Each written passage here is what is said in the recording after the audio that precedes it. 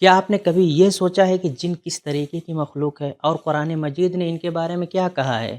اور قرآن مجید کی تلاوت سننے سے ہمارے اوپر کیا اثر پڑتا ہے؟ ان سوالوں کے جواب کو جانیں گے آج کے اس ایپیسوڈ میں۔ اعوذ باللہ من الشیطان الرجیم، بسم اللہ الرحمن الرحیم۔ ناظرین کرام السلام علیکم۔ سبیل القرآن کے اس تفسیر پروگرام میں ایک بار پھر ہم آپ کو خوش آمدید کہتے ہیں۔ آج ہم ایک نئی سورہ کی تفسیر کو لے کر آپ کے سامنے حاضر ہوئے کہ جس کا نام سورہ جن ہے۔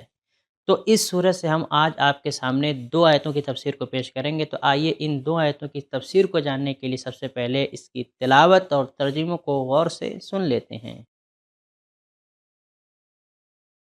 كتاب أنزلناه إليك مبارك ليدبروا آياته وليتذكر أولو الألباب بسم الله الرحمن الرحيم قل أوحي إلي أنه استمع نفر من الجن فقالوا إنا سمعنا قرآنا عجبا يهدي إلى الرشد فآمنا به ولن نشرك بربنا أحدا۔ اے رسول، لوگوں سے کہہ دو کہ میرے پاس وحی آئی ہے کہ جنوں کی ایک جماعت نے قرآن کو جی لگا کر سنا تو کہنے لگے کہ ہم نے ایک عجیب قرآن سنا ہے جو بھلائی کی راہ دکھاتا ہے، تو ہم اس پر ایمان لے آئے، اور اب تو ہم کسی کو اپنے پروردگار کا شریک نہ بنائیں گے۔ تو ناظرین، ہم نے اس آیہ مبارکہ کی بہترین تلاوت اور ترجمے کو غور سے سن لیا ہے، اب اس کے نکات کو بھی جان لیتے ہیں۔ كتاب أنزلناه إليك مبارك ليدبروا آياته وليتذكر نفروں 3 سے 7 یا 10 تک کے لوگوں کے گروہ کو کہا جاتا ہے۔ الہی نقطۂ نگاہ میں دنیا صرف دیکھی جانے والی چیزوں میں محدود نہیں ہے، اور دیکھی جانے والی چیزیں صرف اتنی ہی نہیں ہیں جن کو ہم دیکھ پا رہے ہیں۔ وہ انسان جو ہر کچھ دنوں میں ایک کہکشاں کو کشف کر رہا ہے جس کے اندر کروڑوں ستارے ہیں اور ان کے فاصلے کا معیار نوری سال ہے، اسے توقع نہیں رکھنی چاہیے کہ اس نے دنیا کو مکمل طور پر پہچان لیا ہے۔ اسی لیے ہم اپنے آپ کو وحی کے اختیار میں قرار دیتے ہیں اور اس چیز پر اعتقاد رکھتے ہیں جو قرآن مجید نے فرمایا ہے۔ قرآن مجید میں جن کے بارے میں بہت سی آیتیں موجود ہیں، جن میں سے ہم کچھ کو یہاں بیان کر رہے ہیں۔ جنوں کی پیدائش انسانوں سے پہلے ہوئی ہے۔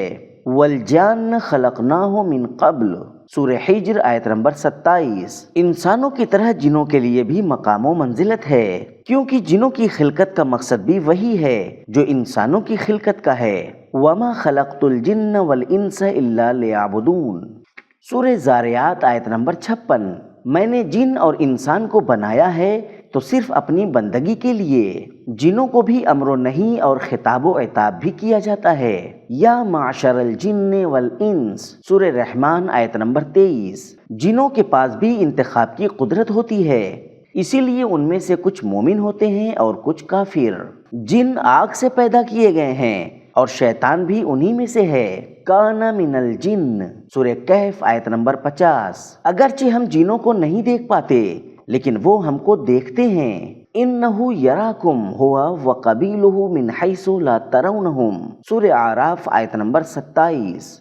جن اولیاء خدا کا خادم ہو سکتا ہے۔ قرآن مجید میں ارشاد ہوا ہے، وہ لوگ جناب سلیمان کے لیے کام کرتے تھے۔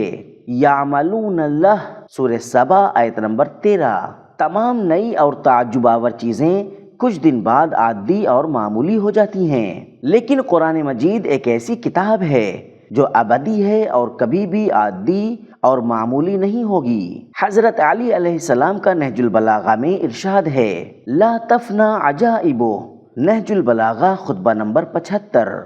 تمام تعجب آور چیزیں کسی ایک زاویے سے تعجب آور ہوتی ہیں، لیکن قرآن مجید بے شمار جہتوں سے تعجب آور ہے، جیسا کہ رسول اللہ صلی اللہ علیہ وآلہ وسلم نے فرمایا، لا تحصى عجائبہ، کافی جلد نمبر 2 صفحہ نمبر 599۔ قرآن مجید لفظ، مضمون، جامعیت اور فطرت و ضرورت سے ہم آہنگی کے لحاظ سے بے نظیر ہے۔ حدیث میں ملتا ہے، جو شخص قرآن کا ہم نشین ہو وہ ایک طرف ہدایت اور کمال پاتا ہے اور ایک طرف سے اس سے جہالت اور گمراہی دور ہوتی ہے۔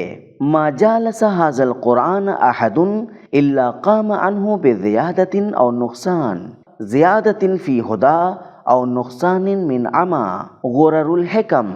قرآن مجید کی بنسبت مختلف برتاؤ پائے جاتے ہیں: سننا اور ایمان لانا، سمعنا قرآنا عجبا فآمنا، سننا اور ایمان کا زیادہ ہونا، اذا تلیت علیہم آیاتہ زادتہم ایمانا، سورہ انفال آیت نمبر 2۔ سننا اور چکمہ دینا، اذا انزلت سورہ استاذنک اولو الطول منہم، سورہ توبہ آیت نمبر 86۔ فَإِذَا أُنزِلَتْ سُورَةٌ مُحْكَمَةٌ وَذُكِرَ فِيهَا الْقِتَالُ رَأَيْتَ الَّذِينَ فِي قُلُوبِهِمْ مَرَضٌ يَنظُرُونَ إِلَيْكَ، سورہ محمد آیت نمبر 20۔ اپنے انتخاب سے ماننا، أَفَتُؤْمِنُونَ بِبَعْضِ الْكِتَابِ وَتَكْفُرُونَ بِبَعْضٍ، سورہ بقرہ آیت نمبر 85۔ سننا اور تہمت لگانا، ان ھذا الا اساطیر الاولین، سورہ انعام آیت نمبر 25۔ بل قالوا اضغاث احلام، سورہ انبیاء آیت نمبر 5۔ سننا اور توہین کرنا، لو نشاء لقلنا مثل ھذا، سورہ انفال آیت نمبر 31۔ اس کے نہ سننے کی تبلیغ کرنا، لا تسمعوا لهذا القرآن والغوا فیہ، سورہ فصلت آیت نمبر 26۔ قرآن مجید کے امتیاز کو جن سمجھ گئے اور کہنے لگے قرآناً عجبا، لیکن ہٹ دھرم اور ضدی عرب کہتے تھے قرآن کوئی عجیب چیز نہیں ہے، اور اگر چاہیں تو ہم بھی اس طرح کی کتاب لا سکتے ہیں، لو نشاء لقلنا مثل ھذا، سورہ انفال آیت نمبر 31۔ رشد اور بھلائی کا راستہ وہی ہے جو حق کا راستہ ہے، یہدی الی الرشد یہدی الی الحق، سورہ احقاف آیت نمبر 30۔ مزے کی بات یہ ہے کہ یہ دونوں تعبیریں جنوں کی ہیں۔ ناظرین، ہم نے نکات کو جان لیا ہے، اب ان کے پیغام کو بھی سن لیتے ہیں۔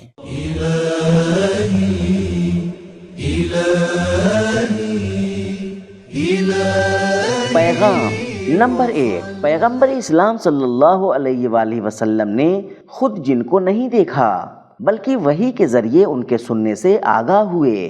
نمبر 2، اگرچہ جن مٹی سے نہیں بنا ہے لیکن وہ انسان کی باتوں کو سن سکتا ہے۔ نمبر 3، قرآن مجید کی تلاوت کو سننے سے انسان کے وجود پر اثر پڑتا ہے۔ نمبر 4، قرآن مجید اپنے الفاظ اور مضامین کے لحاظ سے تمام کتابوں سے الگ ہے۔ نمبر 5، ایسے کلام کو سنیں جو ہمیں رشد اور ترقی دے۔ نمبر 6، جنوں کے اندر سننے، سمعنا، بولنے، فقالو اور تجزیہ و تحلیل کرنے کی قدرت پائی جاتی ہے۔ نمبر 7، قرآن مجید کی ہدایت دائمی ہے۔ نمبر 8، انسان کی حقیقی ترقی اور رشد معنوی رشد ہے۔ نمبر 9، رشد کا ذریعہ اور وسیلہ ہونا کافی نہیں ہے بلکہ رشد کرنا اہم ہے۔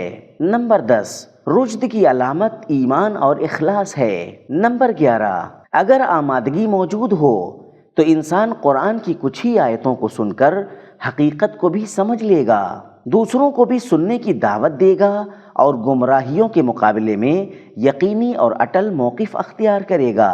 نمبر 12، وہی ایمان کامل ہے جس میں کسی طرح کا شرک نہ پایا جاتا ہو۔